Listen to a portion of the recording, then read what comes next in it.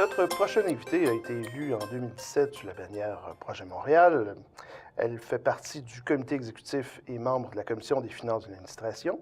Elle est présidente de la consultation publique en urbanisme et avant son élection, elle a été cadre à la Ville de Montréal, ou entre autres œuvré à l'analyse de politique publique lui permettant d'acquérir une expérience approfondie. Donc, Mme Mauzerolles, bonjour. Bonjour, merci beaucoup de me recevoir. Merci, j'apprécie.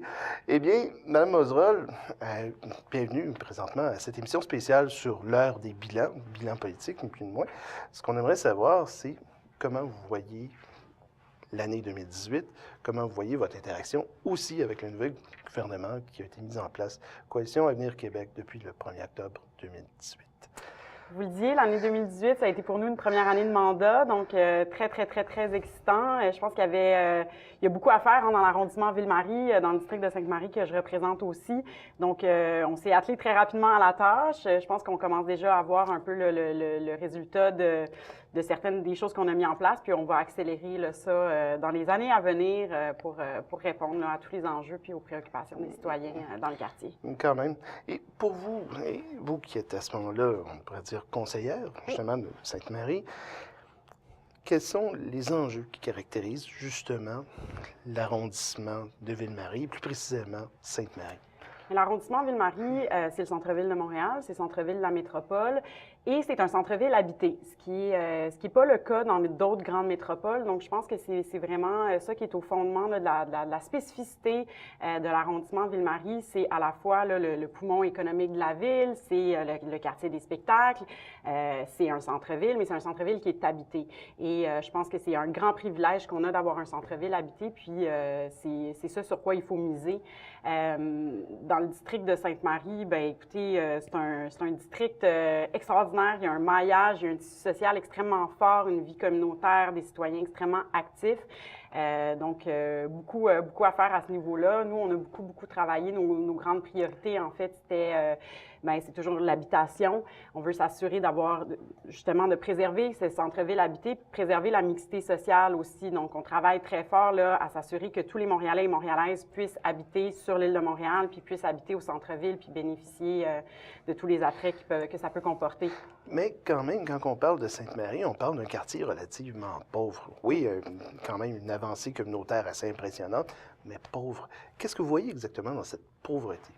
Bien, c'est un quartier qui change, qui bouge beaucoup. C'est vrai qu'on a des populations vulnérables. Puis encore une fois, je pense que la clé du succès dans le district de Sainte-Marie, c'est vraiment la mixité. Donc, c'est s'assurer que tout le monde puisse y vivre, tout le monde puisse en bénéficier. Puis donc, nous, on travaille très fort justement là, à préserver un parc locatif, à s'assurer que les gens puissent y rester. Puis on veut travailler beaucoup aussi sur la sécurité.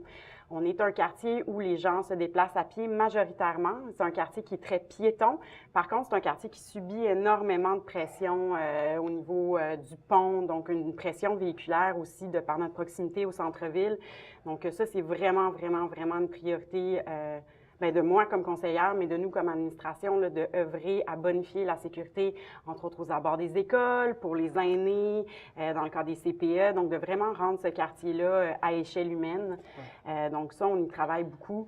On travaille aussi au niveau de nos artères commerciales pour s'assurer justement qu'il y ait une offre commerciale en adéquation avec les besoins des différentes populations, des commerces de proximité. Donc ça, c'est quelque chose sur lequel on travaille beaucoup. OK, parfait. Donc, on pourrait dire que les trois dossiers principaux, dans le fond, que vous avez regardé en 2018, sont, on pourrait dire, l'offre de logement, la mixité, l'offre de transport aussi, parce que quelque part, il faut dire que c'est enclavé, et à ce moment-là, aussi le commerce. Mais comment, justement, dans ces trois fonctions-là, on va y rentrer plus en détail, vous faites à ce moment-là, justement, pour le réaménagement? On parle de réaménagement important, donc la tour Radio-Canada, le réaménagement de la brasserie Molson, le réaménagement des abords du pont Jacques-Cartier. Ouais. Comment qu'on voit ça? En fait, on a mis en place un PPU, donc un programme particulier d'urbanisme, qui est le PPU des Faubourgs, dont l'objectif, en fait, est justement de se donner les outils de repenser notre quartier, puis en adéquation, encore une fois, avec les gens qui l'habitent. Donc, Le PPU, c'est une grande consultation qui se questionne sur l'aménagement urbain, sur le transport, mais aussi sur justement les aspects économiques, sur l'habitation. C'est tout un secteur qui est, comme vous le disiez, à désenclaver et à redéfinir. Donc, nous, en fait, le pari qu'on a fait, c'est de commencer les consultations bien en amont du processus pour vraiment avoir le pouls de ce à quoi s'attendent les gens. Puis après ça, bien, il y aura un travail là, à faire au niveau de qu'est-ce qu'on fait justement pour désenclaver le secteur, comment on s'assure qu'il y ait des axes nord-sud qu'on puisse utiliser, comment on se réapproprie les berges aussi. On est des insulaires, c'est super important qu'on ait accès aux berges, c'est une demande très, très, très importante dans le quartier. OK, parfait. Mais quand même, est-ce qu'il y a des pistes de solutions présentement qui sont données? Est-ce que justement des idées qui semblent émerger davantage? Ou...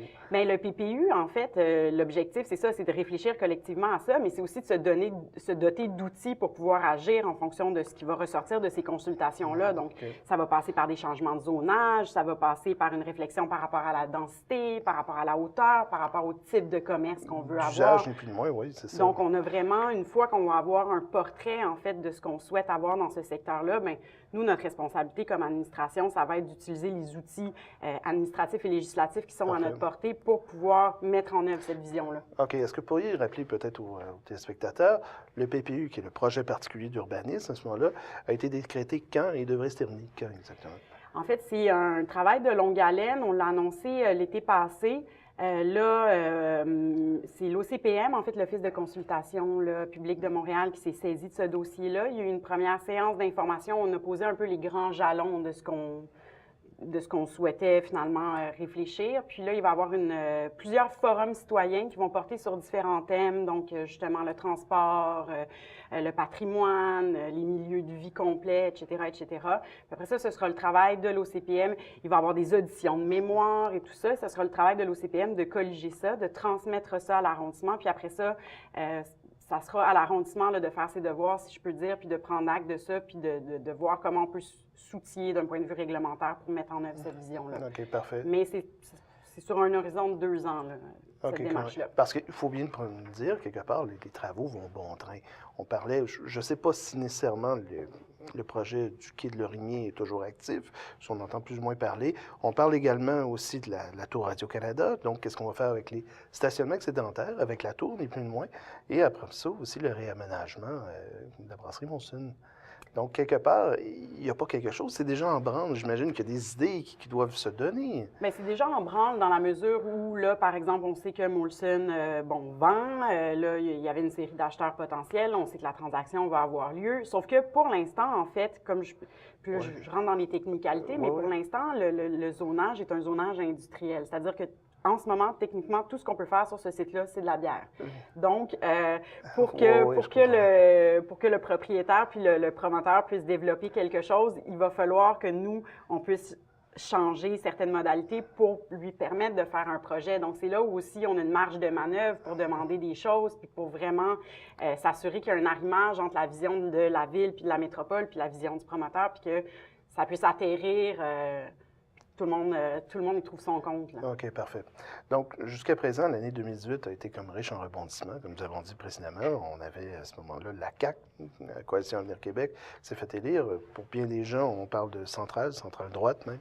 Et à ce moment-ci, comment vous voyez votre interaction justement pour donc des dossiers qui requièrent justement l'avenue Notre-Dame, réaménagement de Molson, à ce moment-là, au niveau des berges, au fédéral dans le fond. Mais comment vous voyez ça à ce moment-là, justement, votre interaction avec ce nouveau gouvernement-là? Ça va très bien, c'est un nouveau gouvernement, donc on est en train, là, je veux dire, de discuter à toutes sortes d'égards, donc on a des liens avec à peu près tous les ministères, tous les ministres, mais les discussions vont bon train, puis ça va bien, puis on a déjà fait beaucoup de gains, justement, avec Mme Rouleau, là, qui est responsable de la métropole.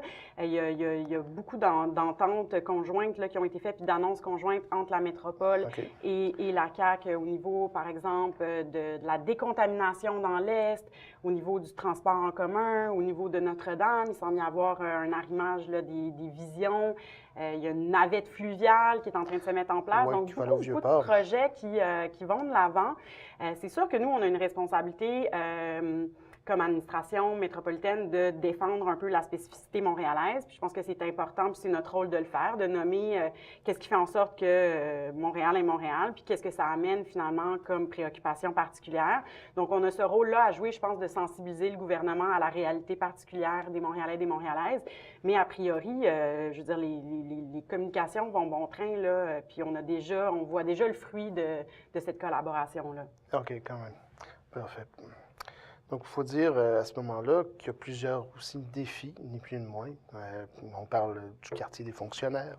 On parle aussi toujours de réaménagement. On sent vraiment que c'est un secteur à ce moment-là qui est vraiment en balbutiement, si vous me permettez l'expression.